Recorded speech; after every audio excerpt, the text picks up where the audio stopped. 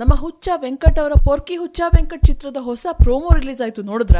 ಎಂದಿನಂತೆ ವೆಂಕಟ್ ಅವರ ಈ ಚಿತ್ರನೂ ಸೋಷಿಯಲ್ ಮೆಸೇಜ್ ಓರಿಯೆಂಟೆಡ್. ವಿಶೇಷವಾಗಿ ಇದು ಹೆಣ್ಣಿನ ಶೋಷಣೆಯ ವಿರುದ್ಧ ಇರೋ ಫಿಲ್ಮು ಅನ್ಸುತ್ತೆ.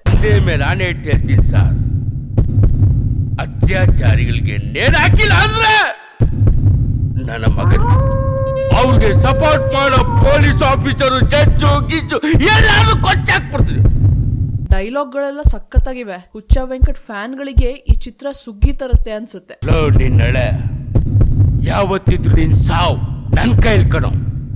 ಹೀಗೆ ಒಂದು ಕೇಸ್ ಫೈಲ್ ಮಾಡ್ಬಿಟ್ಟು ನನ್ನ ಮೇಲೆ. ನಾನು ಚೀಫ್ ಮಿನಿಸ್ಟರ್ ವಿರೋಧವಾಗಿ ಸ್ಟೇಟ್ಮೆಂಟ್ ಕೊಟ್ಟಿದ್ದು ಹೆಣ್ಣಿನ ಪರವಾಗಿ.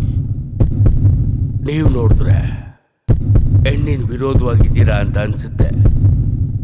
ಹುಷಾರ್ ಸರ್, ಹುಷಾರ್. ಪ್ರೋಮೋ ನೋಡ್ತಾ ಇದ್ರೆ ಒಂದೇ ಒಂದು ಡೌಟ್, ವೆಂಕಟ್ ಅವರನ್ನ ಮಾತ್ರ ಯಾಕೆ ತೋರಿಸಿದ್ದಾರೆ? ಅವರ ಡೈಲಾಗ್ ಗಳನ್ನ ಮಾತ್ರ ಯಾಕೆ ಕೇಳಿಸಿದ್ದಾರೆ?